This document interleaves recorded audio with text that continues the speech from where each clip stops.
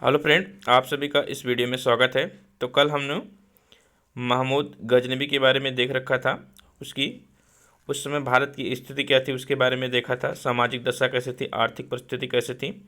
आर्थिक परिस्थिति में देखा था उसमें गिरावट आई थी। हम लोगों ने देखा था कि जो मूल अवधारणा थी उससे इतर होकर लोगों ने कर्मकांड को अपनाया था, भोग विलासिता को अपनाया था। इन सभी के बारे में देखा था। सामाजिक स्थिति में हमने देखा था स्त्रियों की दशा दयनीय हो गई थी, अवनति की ओर उन्मुख हो गई थी। तो इन सब के बारे में हम लोगों ने देख लिया था। आज हम लोग देखेंगे महमूद गजनबी के आक्रमण के बारे में, साथ साथ उसके चरित्र और मूल्यांकन करेंगे पूरा का पूरा। इसके बाद हम लोग उसके उत्तराधिकारी और मोहम्मद गोरी के बारे में स्टार्ट करेंगे। तो चैनल पे नए तो प्लीज़ चैनल को सब्सक्राइब कर लीजिएगा। आइए देखते हैं महमूद के आक्रमण के बारे में। तो महमूद 11वीं शताब्दी के आरंभ में ही भारत पर आक्रमण करता है 1000 ईस्वी में।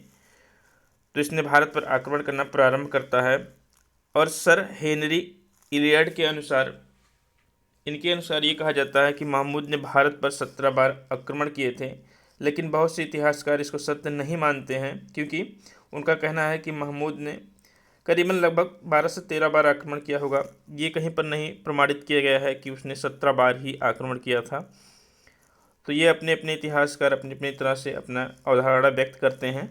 तो चलिए उनके देखते हैं आक्रमण के बारे में। महमूद गजनबी के पहला आक्रमण कब हुआ था और क्या क्या उसने किया था। तो उसने जो फर्स्ट आक्रमण किया था वो 1000 ईस्वी में किया था। और जो आपके सिंध प्रांत के इधर उधर के जो क्षेत्र हुआ करते थे, जो सीमाएं हुआ करती थी, उनको पहले उन्होंने जीता, मोहम्मद गजनबी ने जीता।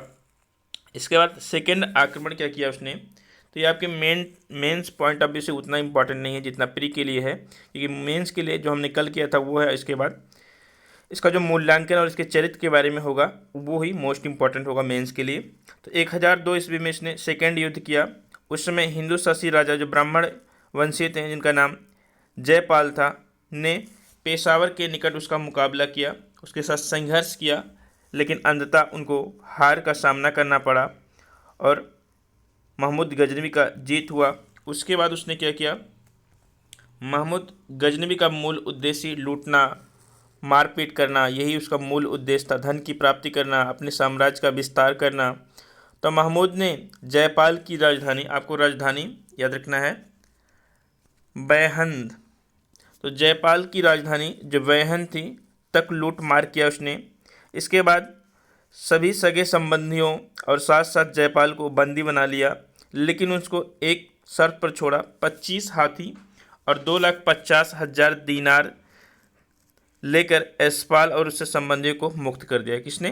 महमूद गजनबी ने। और फिर वह वापस गजनी लौट गया। इसके बाद क्या हुआ आगे का देखते हैं।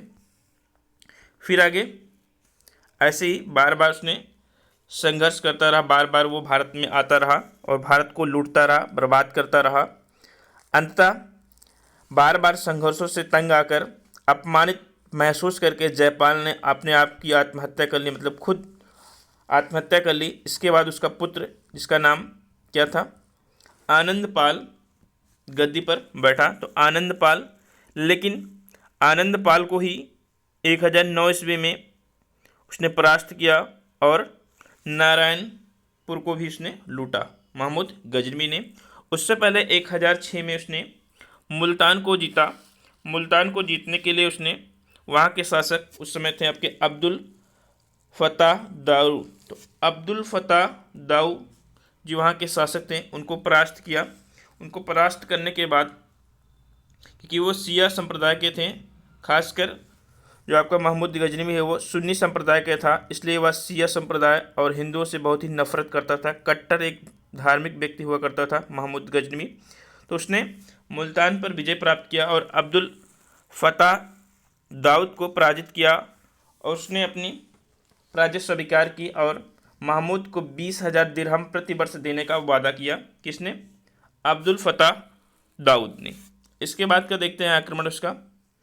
तो आनंदपाल के बाद उसका पुत्र त्रिलोचन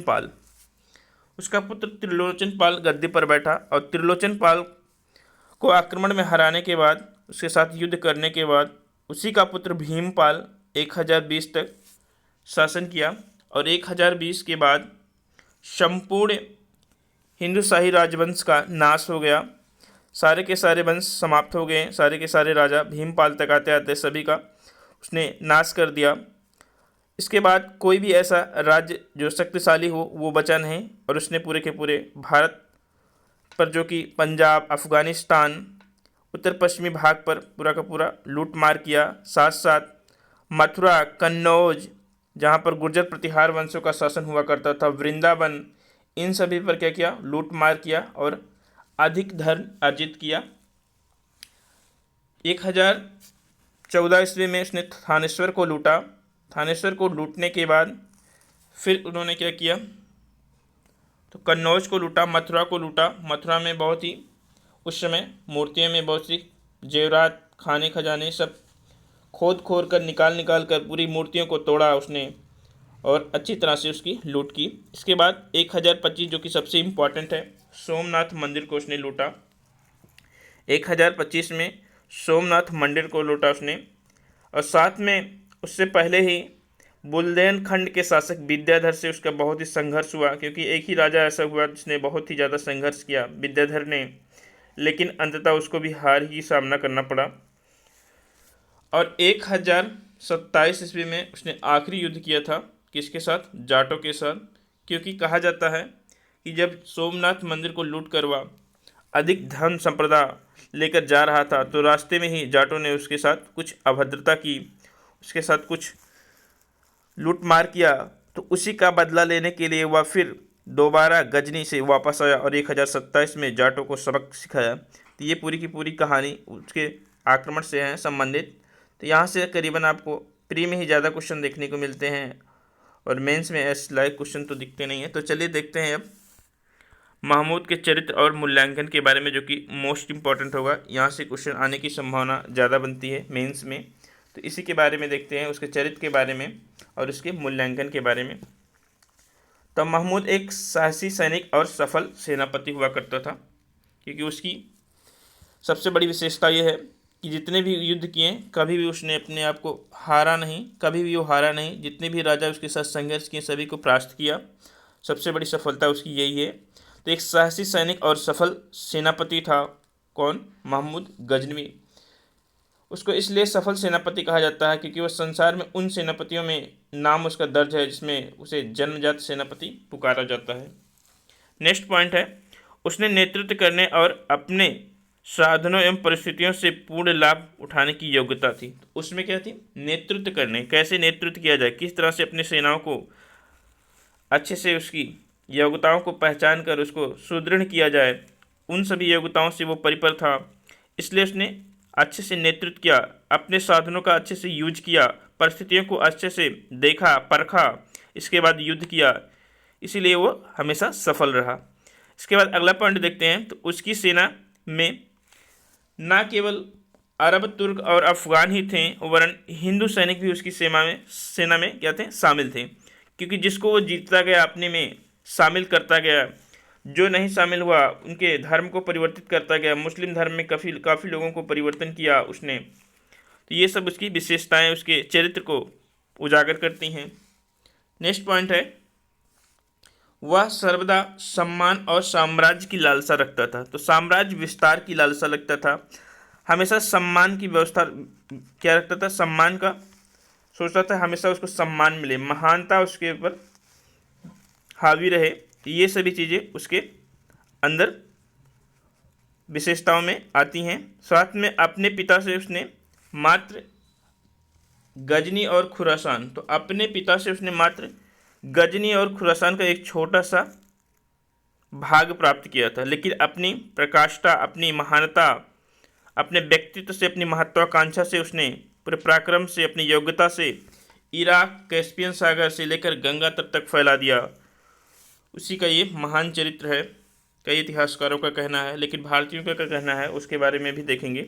इस प्रकार महमूद एक शक्तिशाली और विशाल साम्राज्य का निर्माता माना जाता है।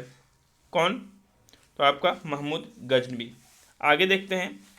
साथ में महमूद गजनवी शिक्षित और सुसभ्य व्यक्ति भी था। तो वो शिक्षित इसलिए था, उसके बारे में देखते हैं। उसके दरबारी कवियों को उसने संरक्षण प्रदान किया था।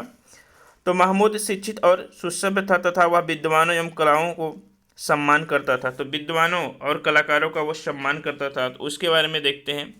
तो उसके दरबार में गणित, दर्शन, ज्योतिष, संस्कृत के उच्च विद्वान रहा करते थे, उच्च कोटि के विद्वान रहते थे। जैसे आपके अलबरूनी हुए, इतिहासकार उतवी जो कि दरबारी कब हुआ करता था, फराबी और तारीख ए सुबुक्तगिन का लेखक बैहाकी, शाहनामा के लेखक फिरदौसी, ये सभी उसके दरबार में संरक्षण प्राप्त किए थे।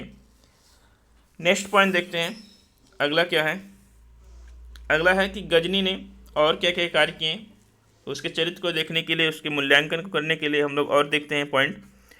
तो गजनी ने क्या किया था? महमूद गजनवी ने गजनी में एक विशाल विश्वविद्यालय, एक बड़ा पुस्तकालय और एक अजायब घर स्थापित किया था। कहाँ पर? गजनी में। देश विदेशों के कलाकारों को बुलाकर गजनी में भव्य इमारतों का निर्माण करवाया। तो भव्य इमारतों का निर्माण भी करवाया, तो उसकी ये कला को दर्शाता है। अगला पॉइंट है उसके न्याय। तो महमूद एक न्यायप्रिय शासक था। उसके बारे में क्या कहा गया है उसको देखते हैं।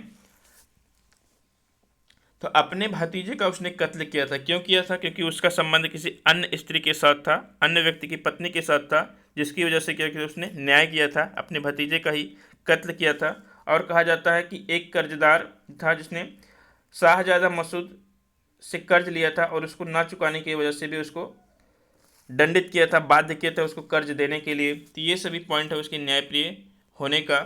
अगला देखते हैं वो क्या था? एक धार्मिक दृष्टि से कट्टर था। तो उसके बारे में देखते हैं। महमूद धार्मिक दृष्टि से कट्टर व्यक्ति था। किस लिए? तो एक सुन्नी मुसलमान था। तो महमूद गजनवी एक सुन्नी मुसलमान था, साथ में शिया मुसलमान और हिंदुओं के प्रति उसका अनुदार व्यवहार हुआ करता था। वो घृणा करता था इन सभी से, इन सभी को दंड देता था, किसी भी बात के लिए इनको दंड देने के लिए तत्पर रहता था। ये बात आपको याद रखना है। साथ में मूर्ति भंजक था। ये सभी बातें आपको पता हैं। अब देखते हैं कि भारतीय इतिहासकार इसको महान क्यों नहीं मानते हैं। हालांकि विदेशी इतिहासकार इसको बहुत ही महान की संज्ञा दिए हैं, लेकिन भारतीय इतिहास की में इसकी क्या स्थिति है उसके बारे में देखते हैं।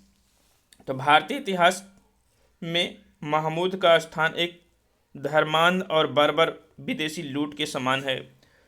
उनका स्थान जो भारतीयों ने दिया है वो दिया है धर्मांध और बर्बरता पूर्व भारत को पूरी तरह से लूटा, भारत के मंदिरों को तहस नहस किया और उसको लूटा। तो उसके बारे में है।